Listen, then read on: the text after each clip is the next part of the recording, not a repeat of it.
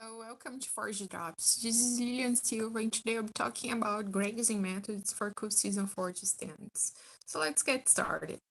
So, just a recap: when you're going to plan for our cool season forage grazing, we are going to need to make sure that we allow the plants to establish before we turn the animals in, because that's going to be important to make sure that we allow them to have a root system developed, and then this is going to be impacting the production that we're going to have for that season, and how the plants are really able to regrow after each grazing event.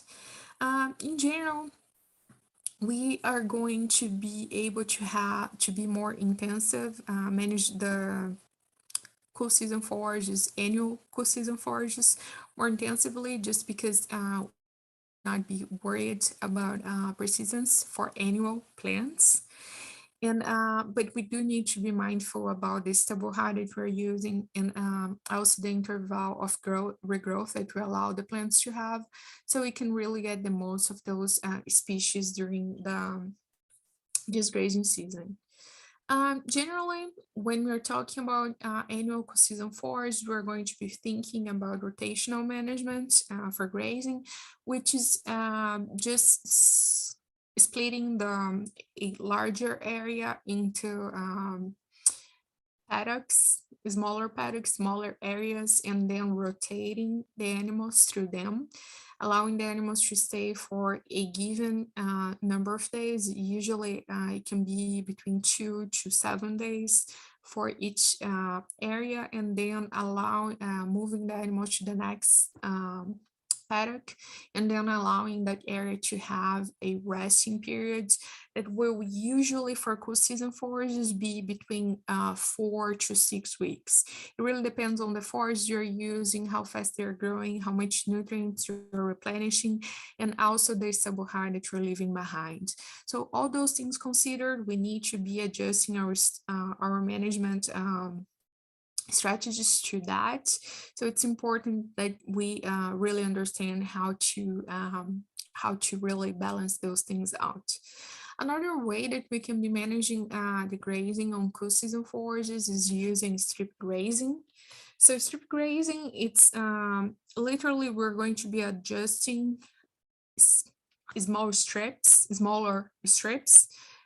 using temporary fence for the animals to be grazing those areas for a short period of time, and then moving them forward for them to be able to graze a new strip after move.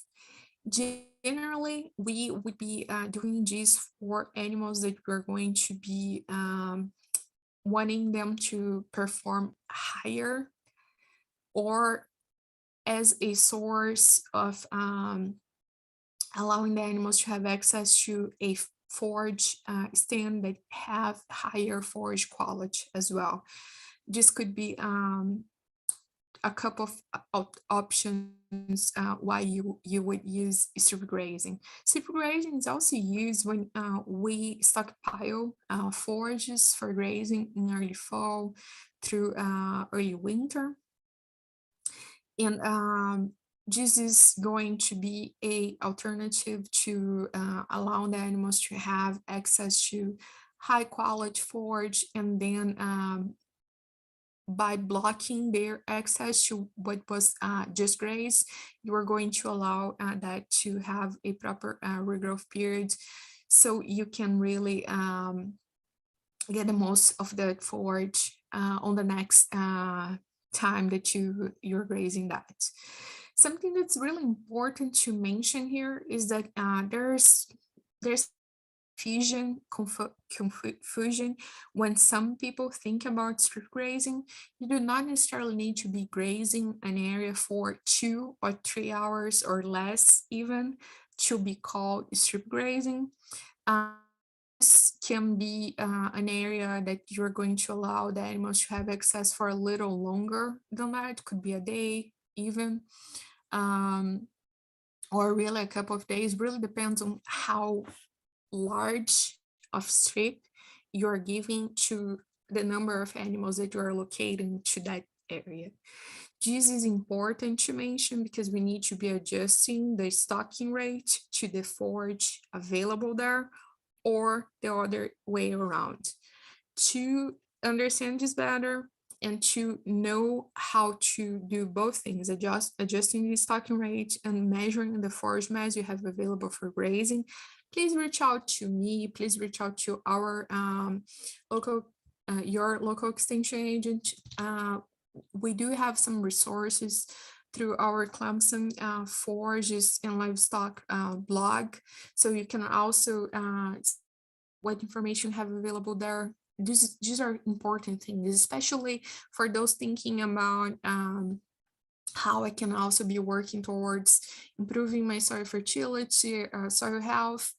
It's important how we're doing this, but also we need to be mindful of the workload that it's allocated to this, to the level of management that's required and how that management should be done. It's important to understand those things and really know how to adjust those so you can get a benefit of what you're trying to do and do the best that will be contributing to those goals of improving fertility, improving soil health on the long term as well, and organic matter. Thank you so much for watching this video. I really appreciate your watching it.